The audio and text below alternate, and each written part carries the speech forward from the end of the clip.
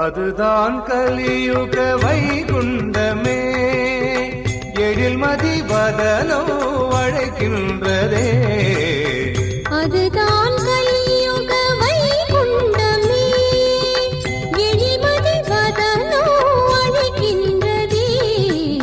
பார்த்தால் சுகமே,